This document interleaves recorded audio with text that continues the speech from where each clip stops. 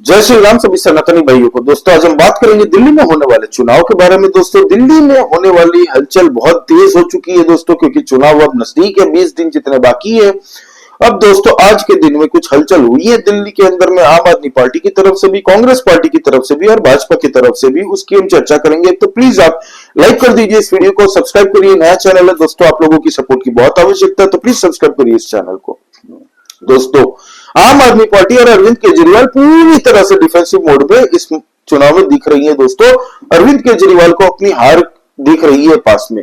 मैं ये क्यों कह रहा हूं दोस्तों, अब देखिए 2-3 दिन पहले पूर्वांचल का मुद्दा उठा था, भाजपा ने आरोप लगाए थे दोस्तों, तो किस तरीके से आम आदमी पार्टी की पूरी 3-4 नेता है ना, उनके संजय सिंह, आतिशी मारलेना, ये लोग, अरविंद केजरीवाल, ये लोग, नहीं हम पूर्वांचलियों के तो हम सगे हैं, उनके बेटे हैं, पूर्वांचलियों को हम कभी कुछ गलत बोल ही नहीं सकते। लेकिन कितनी बार बेइज्जत किया हुआ है अरविंद केजरीवाल ने पूर्वांचली वोटरों को, और पूर्वांचलियों को यूज किया गया है एज ए वोट बैंक। अब पूर्वांचली भी समझ चुके हैं अरविंद केजरीवाल कितना बड़ा फ्रॉड है, दिल्ली के पूरे आम आदमी पार्टी कितनी बड़ी फ्रॉड है आज की डेट में। भारत का राजधानी है, भारत की राजधानी है दिल्ली, और दिल्ली को बर्बाद करने में आम आदमी पार्टी ने कोई कसर नहीं रखी।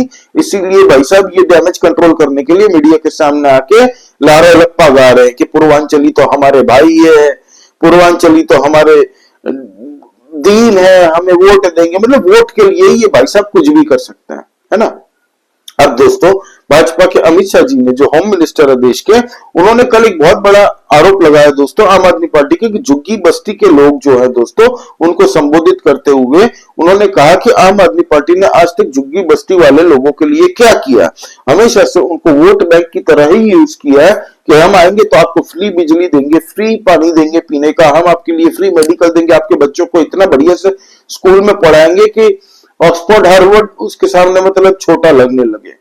बड़े बड़े सपने दिखाए थे दोस्तों, और दोस्तों उनके लिए आज तक कुछ नहीं किया। जब सवाल पूछे गए, झुग्गी झोपड़ी बस्ती वाले लोग भी बहुत बुरी तरह से नाराज है दोस्तों, क्योंकि उनके घर के बाहर दोस्तों, उनकी झुग्गी झोपड़ी के बाहर में दोस्तों जो हालत है ना सड़क की, एक बारिश गिर जाती है ना तो वहां पे कादा कीचड़ दोस्तों, कोई नहीं आता, पानी पीने का टैंकर वाले भी नहीं जाते, बताइए आप।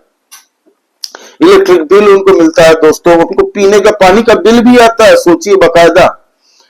तो अरविंद केजरीवाल इस बार समझ चुका है कि दिल्ली का मिजाज इस बार बहुत बदला हुआ है, दिल्ली के लोग। तो आज सुबह सुबह क्या हुआ, कल आरोप लगाया भाजपा ने, तो आज सुबह सुबह आ चुके मीडिया के सामने अपने लौंडे लपाड़े पूरे आम आदमी पार्टी के कार्यकर्ता को इकट्ठा करके बता रहे थे, मैं तो उनका बेटा हूं, झुग्गी बस्ती वालों का, उनके लिए ही तो चुनाव में आया हूं, अगर वो नहीं होते तो मैं शायद चुनाव में भी नहीं आता। 3 लाख झुग्गी बस्ती वाले हैं पूरे दिल्ली में, मैं तो कहता हूं भाजपा वाले उनको पक्का मकान दे दे।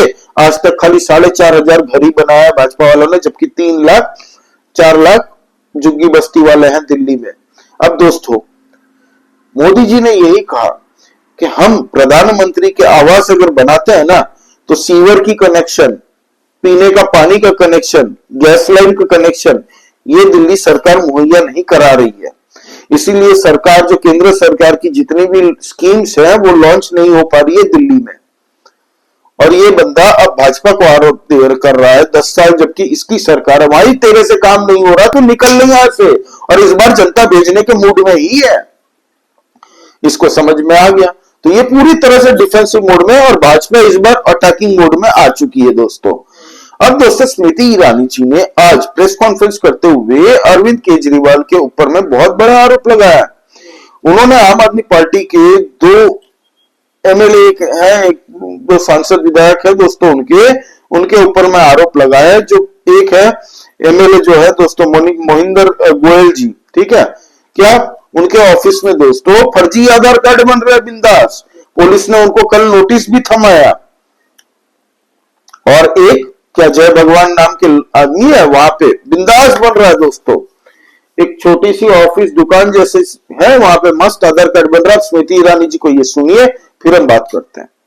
फर्जी आधार कार्ड बनाने, फर्जी पैन कार्ड बनाने और फर्जी वोटिंग कार्ड बनाने की शिकायतों को संज्ञान में लेकर दिसंबर 2024 में दिल्ली के संगम विहार पुलिस स्टेशन में एक केस दर्ज हुआ। इस केस के अंतर्गत जांच में पाया गया कि सेक्टर 5 रोहिणी दिल्ली में एक दुकान के माध्यम से फर्जी आधार कार्ड तैयार कराए जा रहे थे। जब मालिक से पूछताछ हुई तो ये जानकारी सामने आई कि घुसपैठी और अवैध बांग्लादेशियों के लिए आधार कार्ड तैयार कराने का इस दुकान में माध्यम स्थापित किया गया था। तफ्तीश में आरोपी रंजीत ने अपने सहयोगी अफरोज के साथ अधिकृत आधार केंद्र में और अफरोज के माध्यम से फर्जी जन्म प्रमाण पत्रों को जारी किया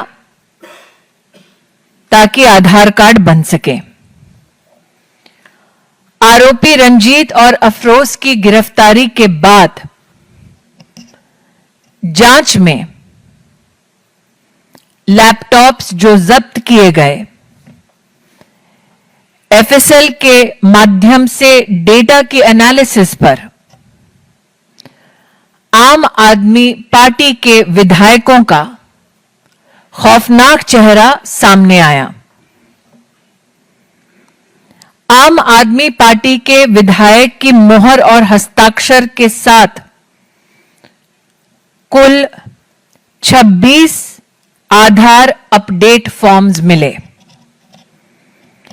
इन फॉर्म्स में आम आदमी पार्टी के विधायक मोहिंदर गोयल, रिठाला विधानसभा की मोहर और हस्ताक्षर मिले और विधायक जय भगवान बवाना विधानसभा के हस्ताक्षर और मोहर मिले। सत्यापन करने के लिए जब पूछताछ हुई तो 15 व्यक्तियों ने यह कहा कि उन्होंने फर्जी आधार कार्ड बन पाए तो आधार अपडेट फॉर्म पर विधायक मोहिंदर गोयल के हस्ताक्षर और मोहर लगवाए और 10 व्यक्तियों ने कहा कि उन्होंने मोहिंदर गोयल के कार्यालय में स्वयं जाकर वहां उनके स्टाफ के साथ अपने फॉर्म्स पर विधायक के हस्ताक्षर करवाए और विधायक की ऑफिस की मोहर लगवाई। तो दोस्तों, जैसे ही कल नोटिस पहुंचा था तो वो गोयल साहब ने कहा कि ये तो साजिश है जी, ये कॉन्स्पिरेसी हो रही है मेरे खिलाफ भाजपा की तरफ से और कुछ लोकल यहाँ पे कैंडिडेट्स है जो मेरे खिलाफ साजिश रच रहे हैं। ये मेरे खिलाफ आरोप है। मुझे अब तक नोटिस नहीं मिला। हाँ, मेरे घर से फोन आया था कि 2 पुलिस वाले वहां पे पहुंचे थे, एक नोटिस थमा के गए हैं।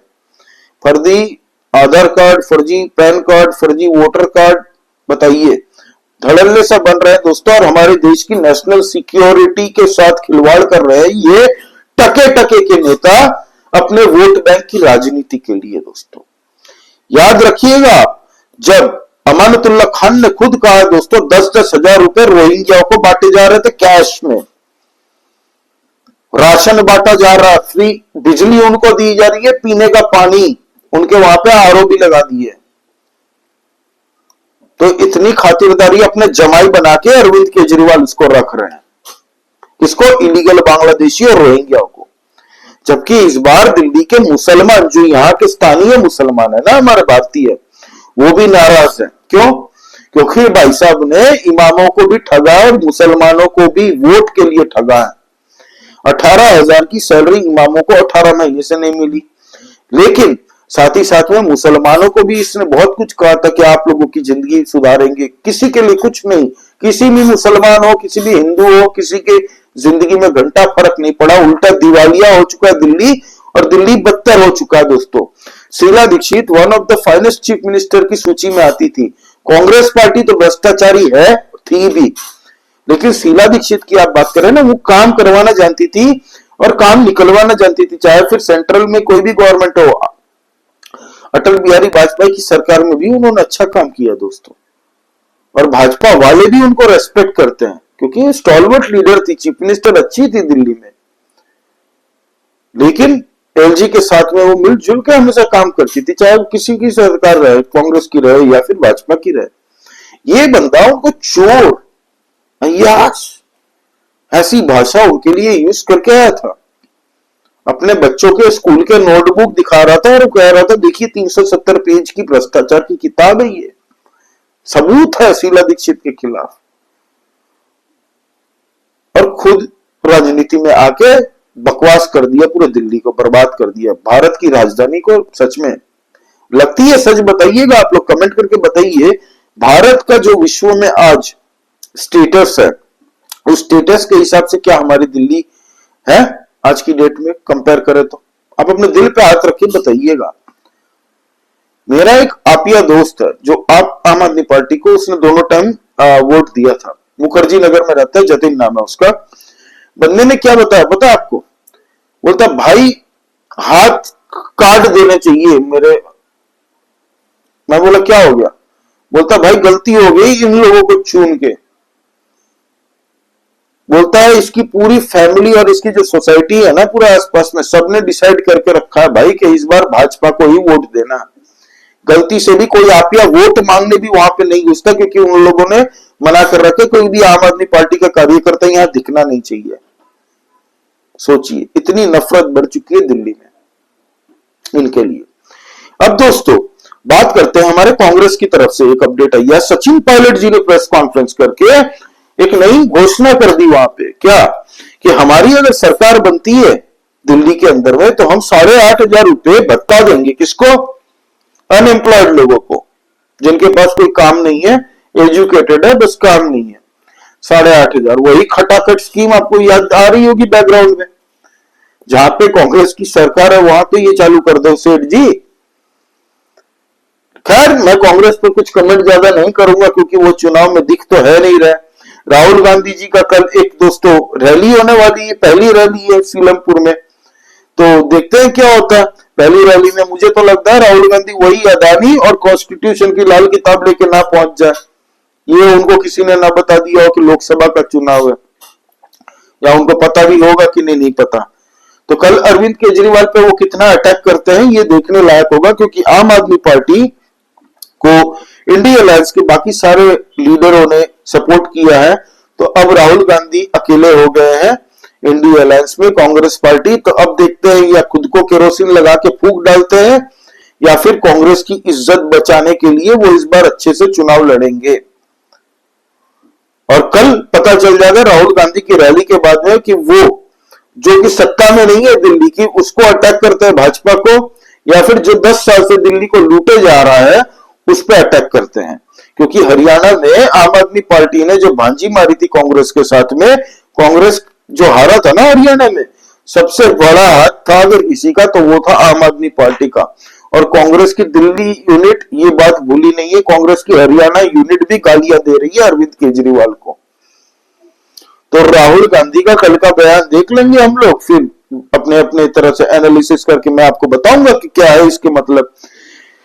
अब दोस्तों सबसे बड़ी बात, स्मृति ईरानी जी ने तो अटैक कर दिया, लेकिन इसका कोई काउंटर अभी तक आया नहीं है। आतिशी मरलेना ने हालांकि आज प्रेस कॉन्फ्रेंस करके लोगों से चंदा इकट्ठा करने की अपील की कि मैं कालका जी से चुनाव लड़ूंगी, आपकी बेटी, आपकी आतिशी, तो मुझे 100 रुपए करके आप चंदा दीजिए ताकि मैं चुनाव अच्छे से लड़ सकूं। 2100 रुपए में जो फर्जीवाड़ा किया था इन्होंने, डेटा स्कैम मैं कहूंगा उसको, वो आने वाले टाइम में उसको डेटा स्कैम ही कहा जाएगा। आप देखिएगा पंजाब में जिस तरीके से 2022 में वादा किया था, अब तक 2025 आ चुका, अब तक एक फुट्टी कौड़ी नहीं दी एक भी महिलाओं को। तो ये घंटा देंगे दिल्ली में, पैसे ही नहीं है। परवेश वर्मा जो भाई है भाजपा की तरफ से कैंडिडेट है, और इस बार दोस्तों न्यू दिल्ली सीट में छाती चौड़ी करके वो बोल रहे हैं, पब्लिक बोल रही है। मैं दंगा रह गया। मैं एक्चुअली मीडिया देखता रहता हूं, कौन सा वाला पता है, जो ग्राउंड रिपोर्टिंग करते हैं लाइव अनएडिटेड, ऐसा नहीं कि काट काट के मैं दिखाऊं कि 10 लोगों से पूछा 10 के 10 भाजपा को वोट देंगे कह रहे हैं, 10 को मैंने पूछा तो 10 कह रहे हैं आम आदमी पार्टी को, बिना काटे हुए जो जा जाके पूछते हैं ना अनएडिटेड, वो देखता हूं। दोस्तों न्यू दिल्ली में 70 to 80% लोगों ने परवेश वर्मा भाई का नाम लिया और कह दिया कि भाई इस बार भाजपा को वोट देंगे। प्लस नए वोटर जो है 18-19 साल के, इस बार वो भी, उनकी भी चॉइस भाजपा है। अरविंद केजरीवाल के झांसे में नहीं आने वाले इस बार कोई, और ये अरविंद केजरीवाल और आम आदमी पार्टी समझ चुके हैं। अब कल कांग्रेस के राहुल गांधी का जो रैली होगा, कल दिखा जाएगा कि अरविंद केजरीवाल कितना घबरा रहे हैं, क्योंकि आज की डेट में अरविंद केजरीवाल बहुत घबराया हुआ दोस्तों। कांग्रेस के संदीप दीक्षित से ज्यादा वो हार्म नहीं कर पाएंगे, 8-10-15 हजार वोट अगर ला दे बहुत बड़ी बात होगी, लेकिन उनको जितने भी वोट मिलेंगे वो अरविंद केजरीवाल के खाते से ही जाने हैं, क्योंकि अरविंद केजरीवाल ने कांग्रेस के खाते में ही सेंध मार के आम आदमी पार्टी को जितने वोट मिले थे ना, वो कांग्रेसी वोटर थे, और कांग्रेस के चलते ही दूसरी बार जीत के आई थी आम आदमी पार्टी ने, तो जीत के नहीं आती, उसी वक्त भाजपा की सरकार बन जाती। लेकिन कांग्रेस ने क्या किया था, खुद को फूंक दिया था ताकि दूसरे उसमें हाथ सेके।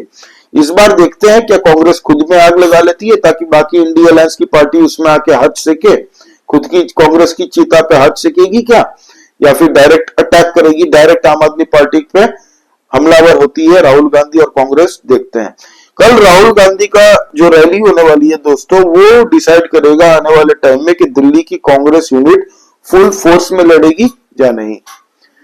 तो ये थे दोस्तों आज के पूरे दोस्तों अपडेट।